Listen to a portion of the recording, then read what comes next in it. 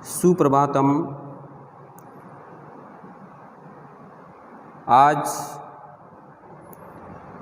मैं आपको योग दिवस के उपलक्ष्य में योग के महत्व के बारे में बताने का प्रयत्न कर रहा हूँ। योग हमारी भारतीय संस्कृति की प्राचीनतम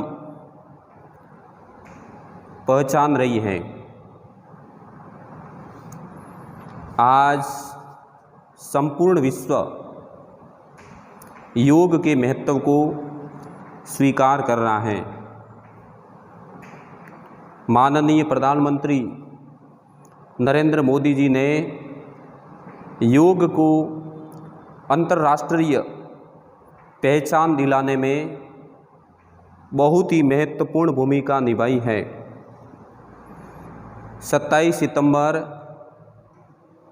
2014 को उन्होंने संयुक्त राष्ट्र महासभा में योग दिवस को अंतर्राष्ट्रीय स्तर पर मनाए जाने की पहल की थी।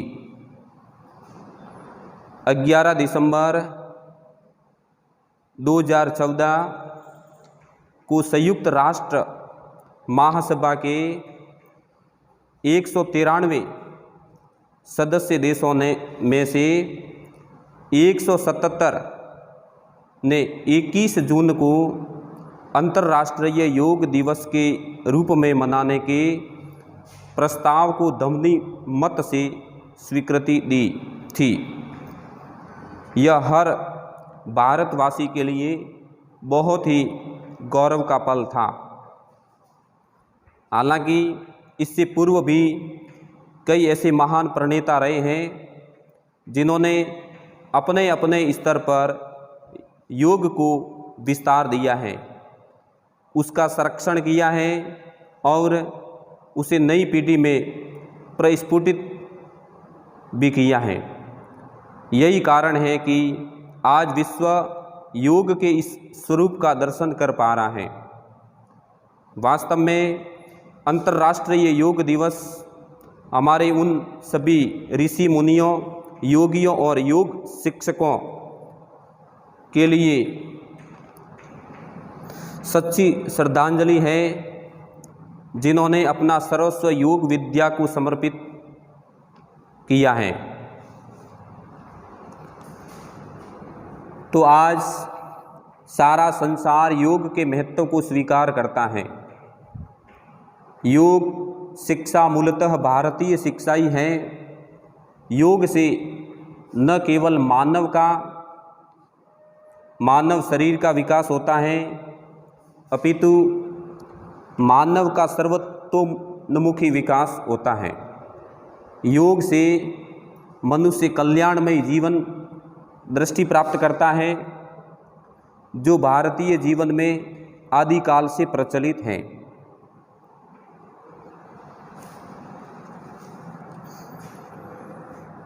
धर्म, अर्थ, काम और मोक्ष, इन 4 लक्ष्यों का हमारी संस्कृति में उल्लेख है। उनमें से पहले लक्ष्य की सिद्धि के लिए मुख्य साधन शरीर ही है।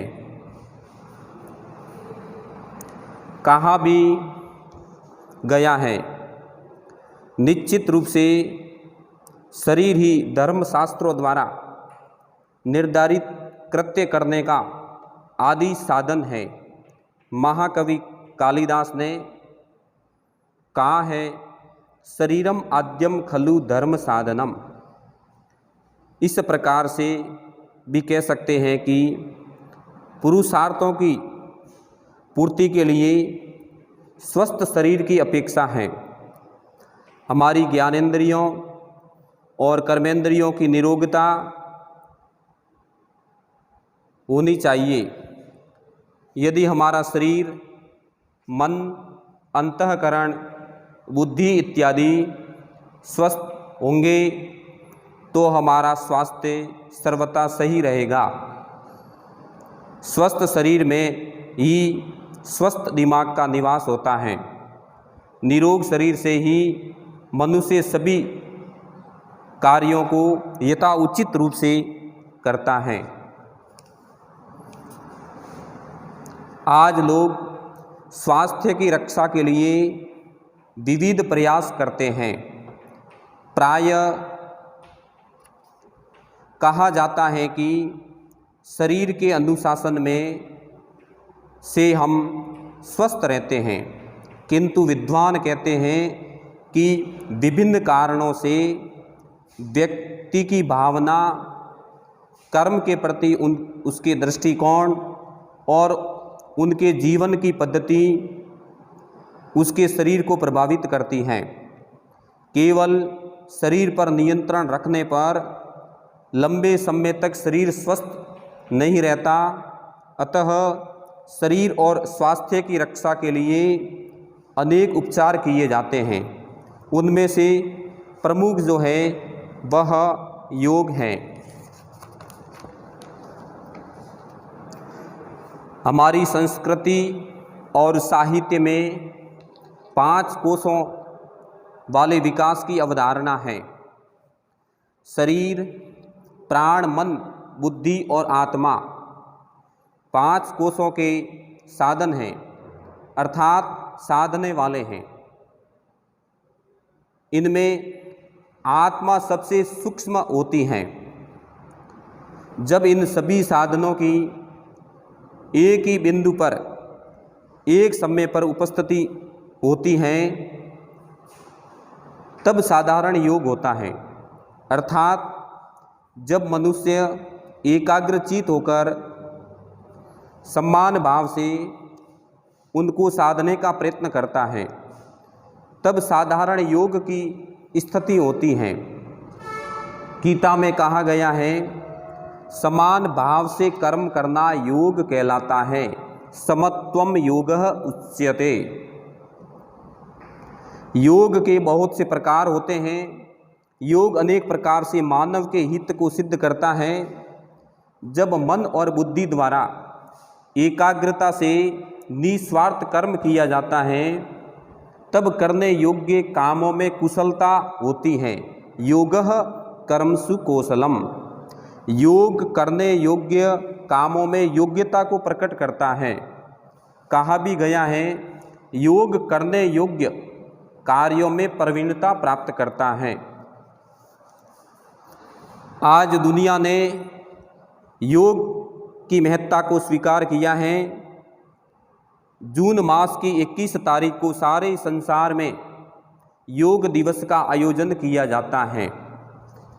आज संसार स्वीकार करता है कि शरीर के सभी अंगों के विकास के लिए योग की महत्वपूर्ण आवश्यकता है। नियमित रूप से योग का अभ्यास करने से शरीर के अंग मजबूत होते हैं, मन दृढ़ और खुश होता है, बुद्धि तेज होती है। योग न केवल शरीर का व्यायाम है अपितु यह तो व्यवस्थित विज्ञान है। महर्षि पतंजलि का योग दर्शन, योग शास्त्र अष्टांग योग शास्त्र भी कहलाता है। योग के 8 अंग माने जाते हैं। यम, यम का अर्थ नैतिक आचरण से है। हमारे 5 आचरण होते हैं, सत्य, अहिंसा, अस्तेय, ब्रह्मचर्य और अपरिग्रह। योग में इनका भी पालन करना होता है। नियम, इनमें भी 5 नियम होते हैं। शौच, पवित्रता, संतोष, तप यानी एकाग्रता, स्वाध्याय और ईश्वर का ध्यान है। इनसे जीवन में सुगमता आती है। आसन, स्थिर सुखम आसनम यानी जिस भी तरह से आप बिना हिले डुले सुखपूर्वक बैठ जाए वो ही आसन है, प्राणायाम।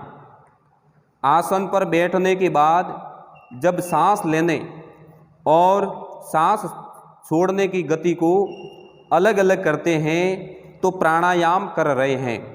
जिस गति से सांस ले उसी गति से सांस छोड़ना ही प्राणायाम कहलाता है। प्रत्याहार, इंद्रियों को उनके विषयों से अलग कर मन के अनुसार करने की स्थिति ही प्राणायाम कहलाती है। इसमें कुछ भी न पाने, खोने, बोलने, लेने, देखने आदि की इच्छा नहीं होती है। इसमें सब कुछ मन के अनुरूप हो जाता है। धारणा, किसी भी जगह पर जैसे कि मन के भीतर या बाहर किसी मूर्ति की तरह मन को बांधना या स्थिर कर देना या ठहरा देना ही धारणा है। प्रत्याहार, वह स्थिति जब बाहरी चीज़ों से ध्यान हटाकर लिया जाता है और इंद्रियों पर नियंत्रण पा लेते हैं, जबकि उसी स्थिति में ठहरना ही धारणा है। ध्यान, धारणा में मन को स्थिर कर लिया जाता है। उसी नियंत्रित मन वाली स्थिति में लगातार रहना ही ध्यान है। योग के प्रमुख अंगों में ध्यान सात्विक क्रिया है। समाधि, लगातार ध्यान से मन बिल्कुल शून्य हो जाता है, कुछ महसूस नहीं होता है, बस पहले वाली चीज़ें ही दिखती हैं। जो आपने धारणा करके ध्यान किया है वह स्थिति ही समाधि है। आम लोग इस चरण तक नहीं पहुंच पाते हैं।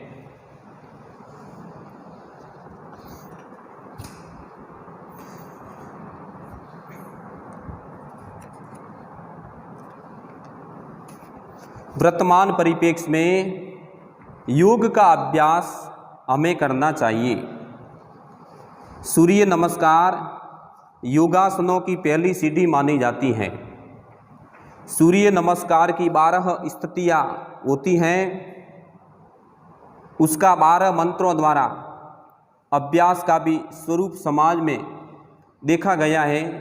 यद्यपि शास्त्रों में अनेक योगासनों का उल्लेख है, फिर भी मुख्य रूप से 84 प्रमुख माने जाते हैं, जैसे श्वासन, कमलासन, सर्पासन, शलभासन, धनुरासन आदि।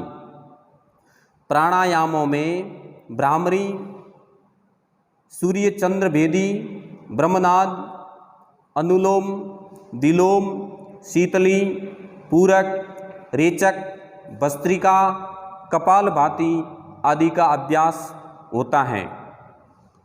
इनके साथ साथ विभिन्न अंगुलियों की विशेष स्थितियों के बंधों का अभ्यास भी योग में होता है।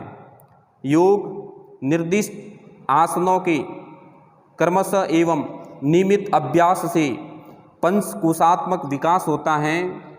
आजकल की दिनचर्या में कुछ समय योगाभ्यास के लिए होगा तो सर्वे भवन्तु सुखिनः, सर्वे सन्तु निरामयाः, सर्वे भद्राणि पश्यन्तु, माँ कच्चित दुख भाग भवेत्। यानी सभी लोग सुखी हो, सभी लोग निरोगी हो।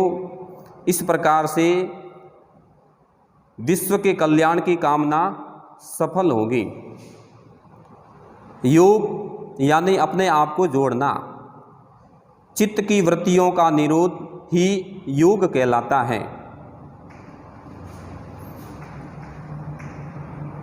योग कई प्रकार के होते हैं। श्रीमद् भगवद गीता के अंदर भी ज्ञान योग, कर्म योग और भक्ति योग का विस्तार पूर्वक बताया गया है। इसके अलावा भी ध्यान योग, हठ योग, इत्यादि भी योग कहलाते हैं। योग से हमारा मन एकाग्र होता है। पतंजलि के योग दर्शन में आत्मा और परमात्मा के मिलन, यानी हमारे अंदर आत्मा विद्यमान है और परमात्मा, आत्मा का परमात्मा में मिलन होना ही अपने यहाँ पर सनातन धर्म में मोक्ष कहलाता है। इसलिए योग जो है वो आत्मा से परमात्मा के मिलन कराने का एक साधन है। इसलिए योग करने से हमें एकाग्रता प्राप्त होती है।